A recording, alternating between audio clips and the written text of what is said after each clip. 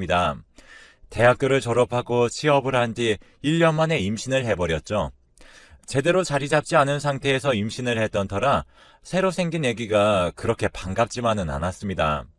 하지만 저희 부모님과 시부모님께서는 새로 생긴 아이에 대해 좋아하셨습니다. 물론 제 남편도 좋아했습니다. 하지만 자신이 아빠가 되었다는 사실에 조금은 당황스러워했어요. 양가 부모님께서 배가 부르기 전에 얼른 결혼식을 올려야 한다고 말씀을 하셨고, 저는 회사에 취직한 지 얼마 되지 않았는데 곧바로 출산 준비에 들어가 휴직계를 내야 했습니다. 제 커리어에 문제가 생길 것 같았지만 언젠가는 아이를 낳아야 한다는 생각이기 때문에 차라리 빨리 낳는 것이 좋겠다는 생각이 들었어요. 아이를 낳을 준비가 제대로 되지 않았던 저와 남편은 양가 부모님께 서로 미안한 마음으로 가득했습니다. 제가 남편이랑 꼭 성공하고 자리 잡게 되면 꼭 갚을게요. 이렇게 손 벌리게 해드려서 죄송해요. 그리고 이해해 주셔서 감사합니다. 저희 부모님과 시부모님께서도 네 분 다 만장일치로 우리가 해야 할 일을 한 것뿐인데 그렇게 미안해하지 않아도 돼 라는 말씀을 하셨고, 남편과 저는 그 말씀에 많이 감동을 받았습니다. 그래서 도움을 받아 집을 구하고 아이에게 필요한 물품 등을 구매했어요. 중소기업에 취업한 저와는 달리 공무원인 저의 남편이 임신한 저를 대신해서 경제적인 부분을 다 부담하고 있는 것이 너무 미안했습니다. 당신한테 너무 미안한데 어떻게 해야 될지 모르겠네. 이렇게 말을 하자 남편은 저에게 당신이 날 만나서 더 걱정이지. 이제 이것보다 더한 일들도 생기게 될 건데 이런 거에 미안해하지 않아도 돼. 당신이랑 내가 언젠가 겪어야 될 일이라고 생각을 해. 라고 말을 했습니다.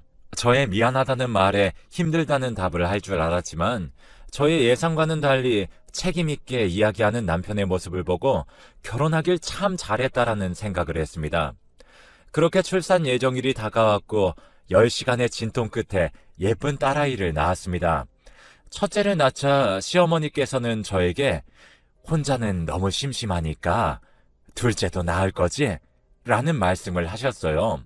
저도 외동딸이기 때문에 부모님의 사랑을 받고 자라왔지만 알 수 없는 외로움을 조금은 느꼈던 적이 있어서 저도 시어머니의 말씀에 공감을 했지만 출산을 하고 휴식을 취하고 있는 도중에 그런 말씀을 하시니까 속으로 내가 애 낳는 기계인가 라는 생각까지 들었습니다.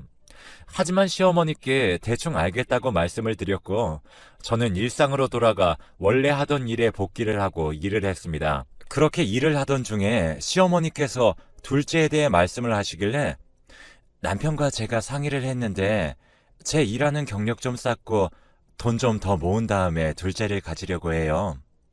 무엇보다도 육아휴직을 쓰는 일이 회사에서도 눈치가 보이거든요. 둘째 임신은 저희가 알아서 신경 쓸게요, 어머니. 라고 답변을 했죠.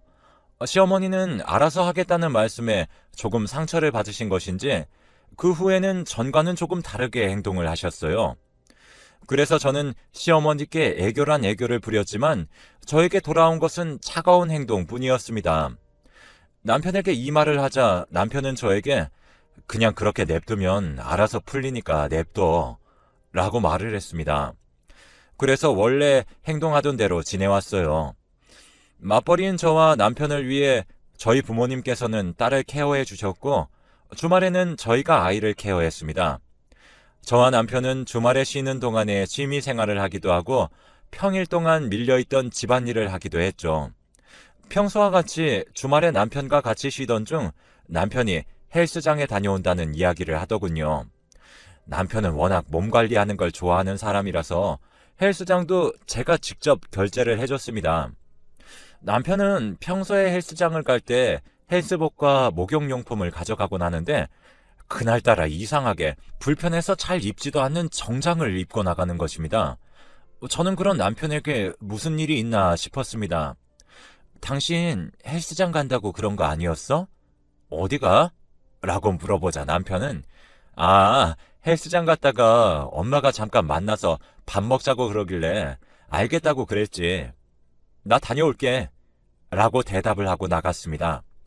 시어머니가 저에게 속상한 마음이 아직도 계속되어서 저를 부르지 않고 남편만 불렀다는 생각에 조금은 소외감을 느꼈습니다. 그래도 남편에게 따로 무슨 할 말씀이나 볼 일이 있다고 생각을 했어요.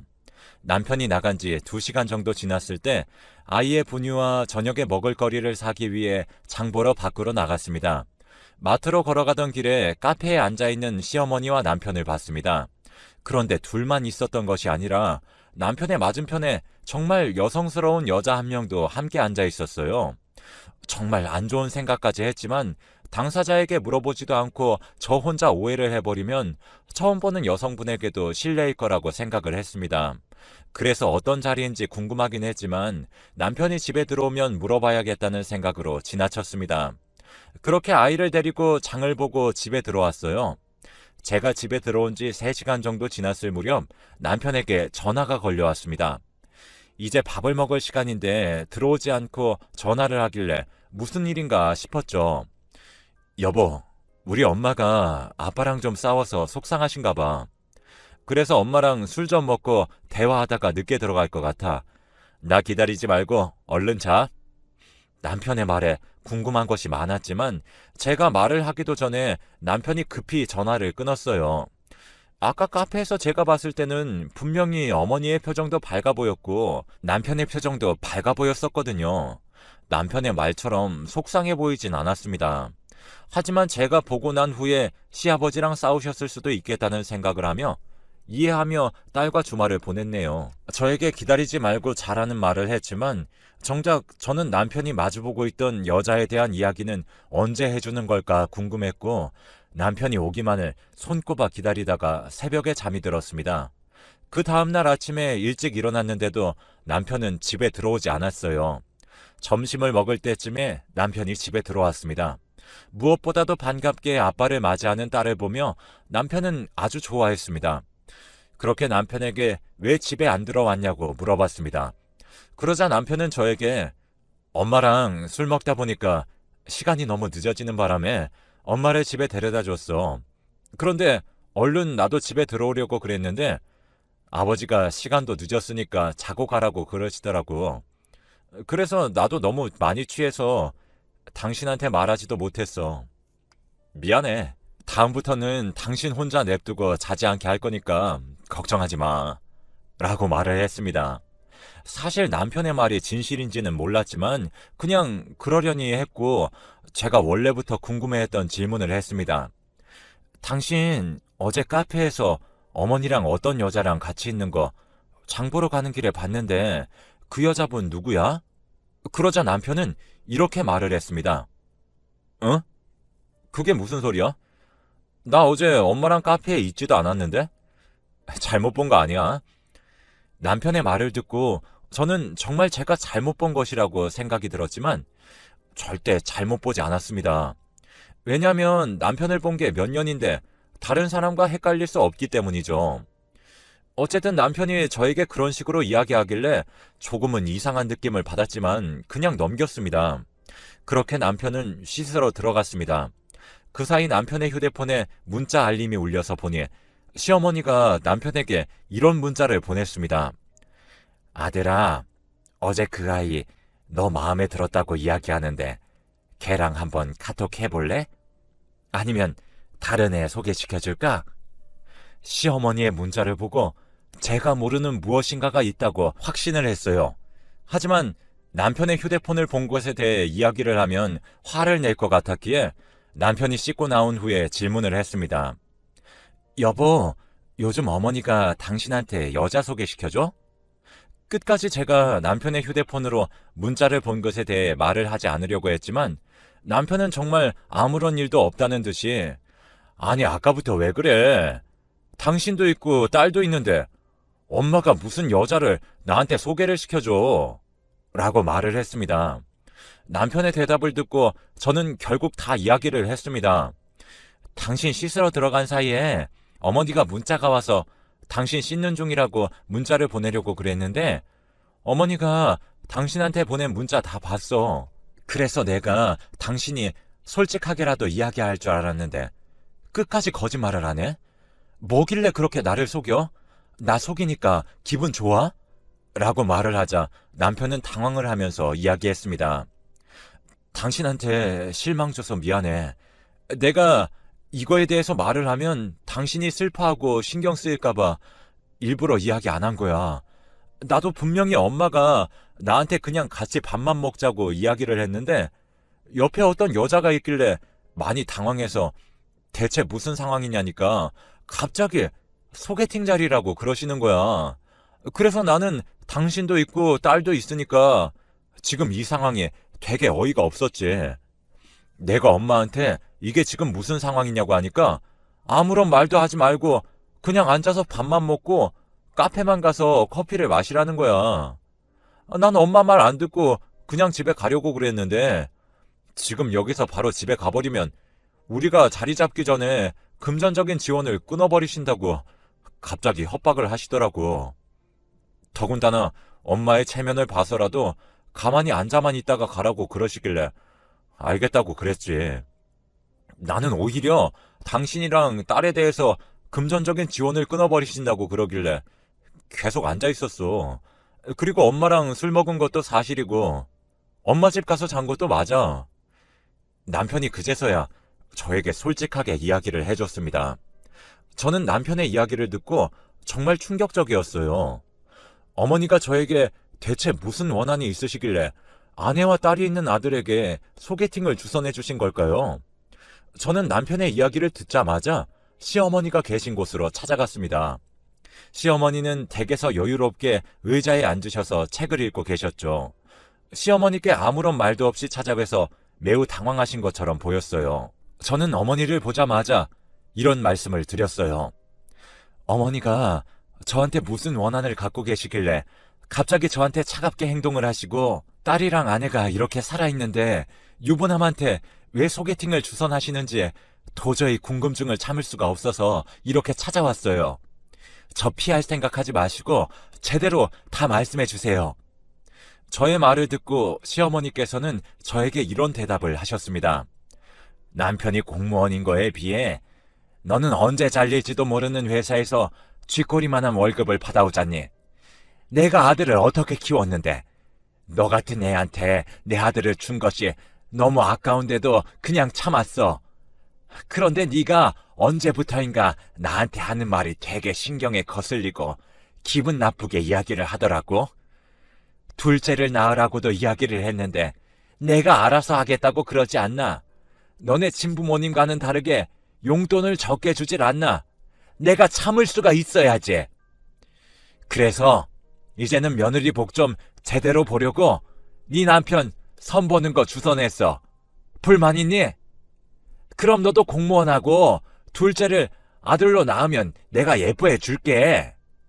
시어머니가 하시는 말씀이 저에게는 정말 총알처럼 느껴졌습니다. 그렇게 저에게 기분이 나쁘셨더라면 차라리 저한테 직접 이야기를 했더라면 좋았을 텐데 라는 생각이 들었어요. 일단 말투를 그렇게 예의 없게 말씀을 드린 것에 대해서는 죄송하게 생각을 해요. 그런데 제가 저희 어머니랑 아버지보다 용돈을 적게 드리는 이유는 정말 모르시면서 물어보시는 거예요? 저희 친어머니와 아버지에게 용돈을 더 드리는 이유는 저희 부모님이기 때문에 그런 것이 아니라 저희 어머니께서 옛날부터 당뇨병을 갖고 계셨기 때문에 수술과 입원을 하셔서 수중에 가지신 돈이 별로 없으셔서 남편과 상의 후 용돈에다가 약간의 생활비를 보태 더 드렸던 것 뿐입니다.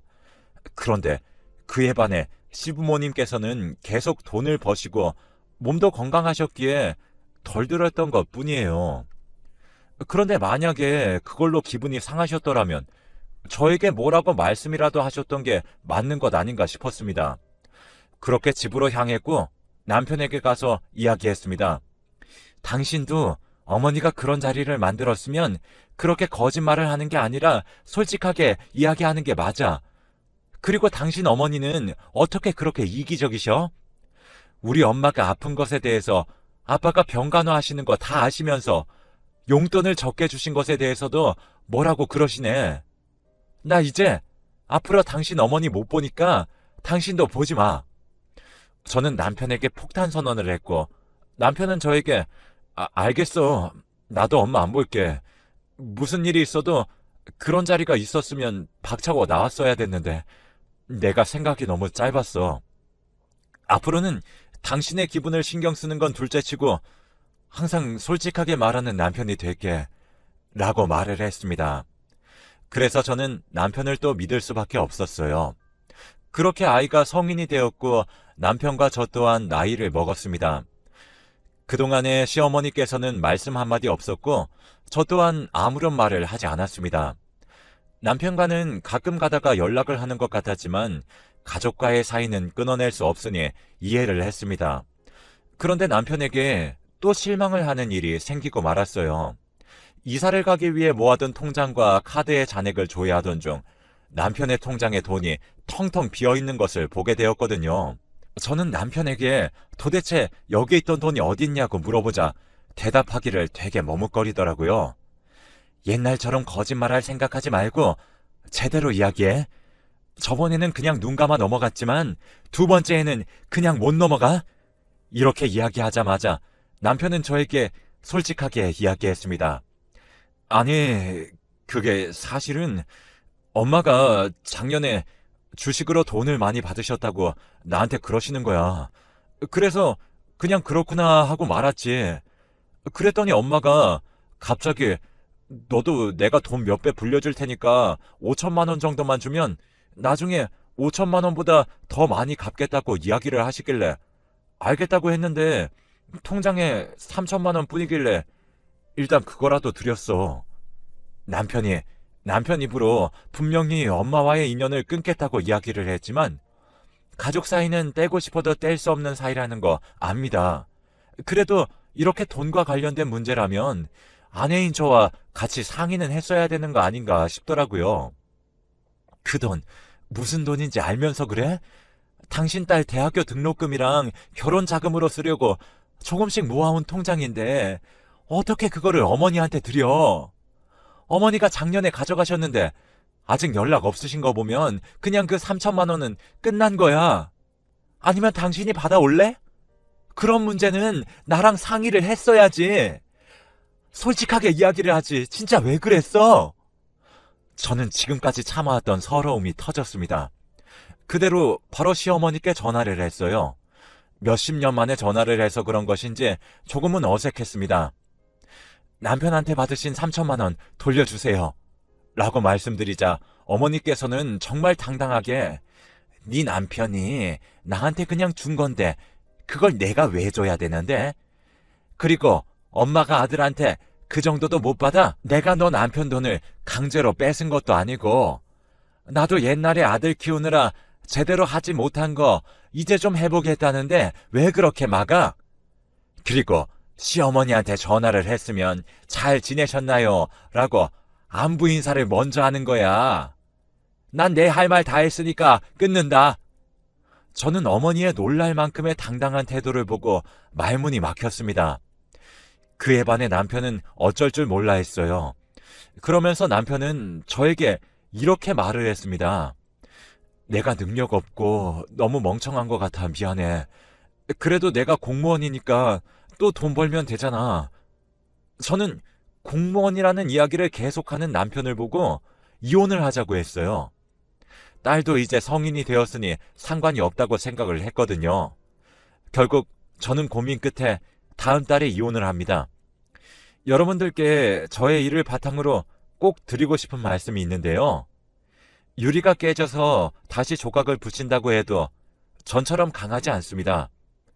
사람들 사이의 신뢰는 정말 중요한 부분이니까 행복하게 사시려면 꼭 그런 사람과 결혼하시길 바랄게요. 저의 긴 글을 시간 내서 읽어주셔서 감사합니다.